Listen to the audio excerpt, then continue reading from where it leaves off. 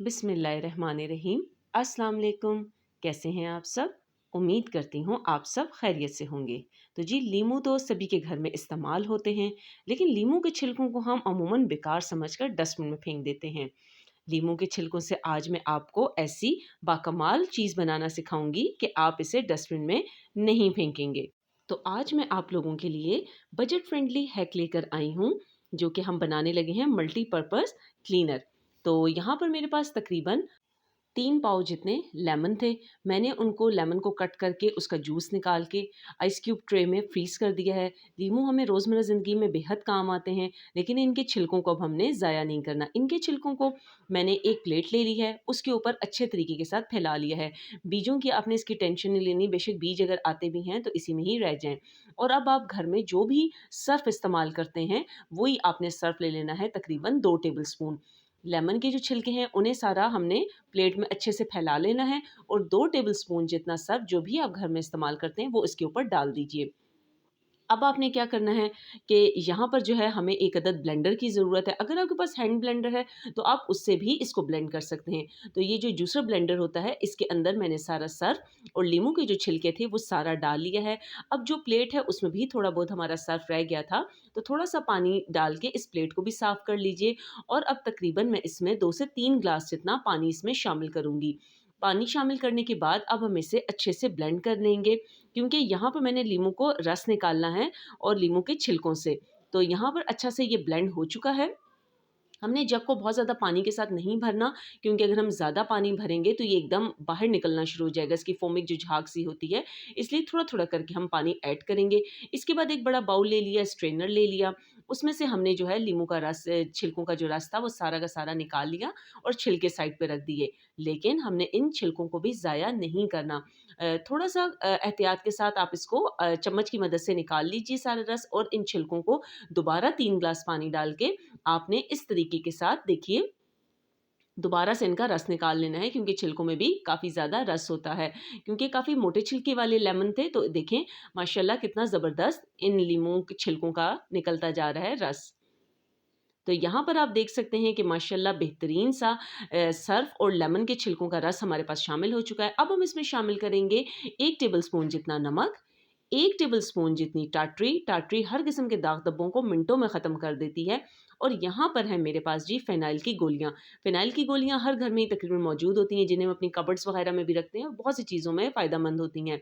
लेकिन आपने इन फ़िनाइल की गोलियों को किसी खाने के बर्तन में नहीं कूटना, बल्कि प्लास्टिक के शॉपर में डालकर आसानी से आपने पीस लेना है।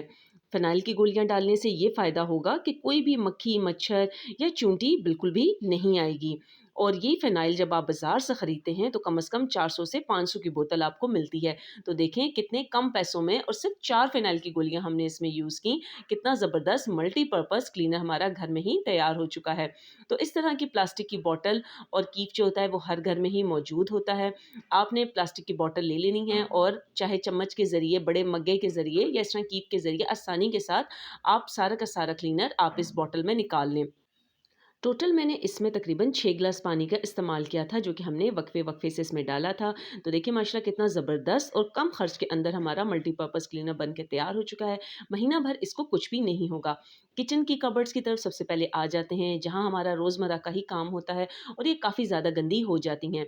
तो इसको साफ़ करने का आसान सा हल है, किचन में ये स्पंज हर घर में ही मौजूद होता है। आपने ये स्पंज ले लेना है या कोई भी जाली ले लेनी है। रगड़ने की तो बिल्कुल भी ज़रूरत नहीं है। आपने बिल्कुल हल्के हाथों से जहाँ-जहाँ यहाँ पर दाग हों, किचन की जो कैबिनेट्स के ये हैंडल होते हैं, आप इसके ऊपर इसे साफ़ कीजिए। इवन जो कमरों की हमारी जो कबर्ड्स होती हैं, उसको भी आप इससे बहुत अच्छा क्लीन कर सकते हैं।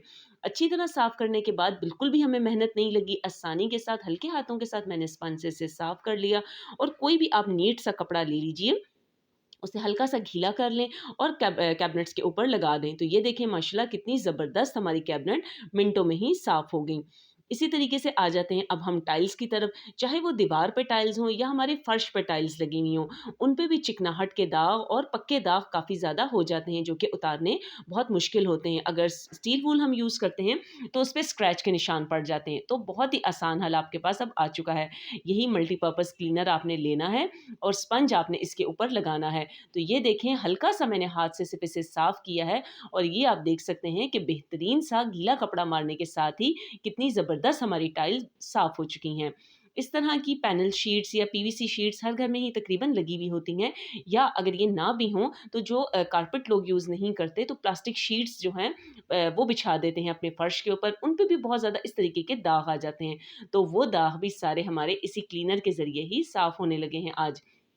तो यहाँ हमने स्पंज से क्लीनर को ले लेना है और अच्छे तरीके के साथ अपनी पीवीसी शीट हों या प्लास्टिक शीट्स हों, उनके ऊपर आपने इसे अच्छे तरीके से साथ साफ़ कर लेना है। आप देख सकते हैं कि बिल्कुल भी मैं ज़्यादा इस पे प्रेशर नहीं दे रही हूँ। बस हल्के हाथ के साथ नॉर्मल रूटीन में जैसे हम स्पंज यूज़ करते हैं, वैसे ही मैं स्पंज को यूज़ कर रही हूँ। तो माशाल्लाह देखें, जहाँ-जहाँ ये ज़बरदस्त सा मल्टीपर्पज़ क्लीनर जो हमने बनाया है, ये लगता जा रहा है। हर दाग, हर चीज़ बिल्कुल इसके ऊपर से आसानी के साथ साफ़ होती जा रही है और ये हमारे हाथों के लिए भी हार्मफुल नहीं है। अगर आप फिर भी चाहते हैं तो आप हाथों में कोई ग्लव्स पहन के फिर भी इसे इस्तेमाल कर सकते हैं। लेकिन हमने इसमें ऐसी किसी भी चीज़ का इस्तेमाल नहीं किया कि जिससे हमारे हाथों की स्किन ख़राब हो सके। तो यहाँ पर किचन क्लॉथ था मेरे पास, इसे मैंने हल्का-सा गीला करके अच्छा-सा निचोड़ लिया और इसके बाद मैंने इसे साफ़ कर लिया है। तो यहाँ आप देख सकते हैं कि माशाल्लाह माशाल्लाह कितनी ज़बरदस्त हमारी क्लीनिंग हो चुकी है और सारे चिकनाहट के दाग और जितने भी किसी किस्म के दाग थे, वो सारे के सारे इसके ऊपर से उतर चुके हैं। आज जो हमने ज़बरदस्त सा मल्टीपर्पज़ क्लीनर बनाया है, ये सिर्फ़ इन्हीं सारी चीज़ों के लिए नहीं है, बल्कि किचन के जो नल होते हैं, वॉशरूम के नल्स जो होते हैं, उनको भी ये बहुत अच्छे तरीके के साथ साफ़ करेगा। इसी तरीके से ही आपने जब पोंछा या टाकी जब आप फ़र्श के ऊपर लगाते हैं, तो मैं उसका भी आपको बता दूँ, अगर आपने बड़ा टब लेना है, तो 2 बड़े ढक्कन आपने उसके अंदर डाल लेना है अपना ये क्लीनर और किसी चीज़ एक्स्ट्रा किसी भी चीज़ की डालने की ज़रूरत नहीं है। कोई भी आप इसमें सूती कपड़ा ले लें या कोई भी टॉवल ले लें, जिससे कि आप अपने फर्श के ऊपर पोंछा लगाते हैं, उससे आपने इसे अच्छे तरीके के साथ साफ़ कर लेना है, निचोड़ लेना है। उसके बाद आप इसने बहुत अच्छा-सा अपना फर्श को पहले धो लें या झाड़ू लगा लें और उसके बाद इससे आपने पोंछा लगा लेना है। ये ऐसी डस्ट को भी रिमूव करेगा जो कि फ़र्श को धोने से भी नहीं निकलती। इससे फ़र्श के दाग-धब्बे भी बिल्कुल ख़त्म हो जाएँगे और किसी भी किस्म की चूंटी, कीड़े-मकोड़े और मच्छर घर के अंदर बिल्कुल भी दाख़िल नहीं होंगे। आप देख सकते हैं माशाल्लाह कितना ज़बरदस्त सा फ़र्श हमारा चमक चुका है। अगर आप हफ़्ते में 4 से 5 मरतबा इसी अगर क्लीनर के साथ आप इसकी टाँकी लगाइए, बाकी सादे पानी से बेशक टाँकी लगा लीजिए, तो माशाल्लाह आपका घर महक भी उठेगा और हर तरह के कीड़े-मकोड़ों, मच्छर, छिपकली इन सारी चीज़ों के साथ पाक हो जाएगा। तो कितना ज़बरदस्त सा हमारा घर की ही चीज़ों के साथ हमने इतना ज़बरदस्त सा मल्टीपर्पज़ क्लीनर बना लिया है।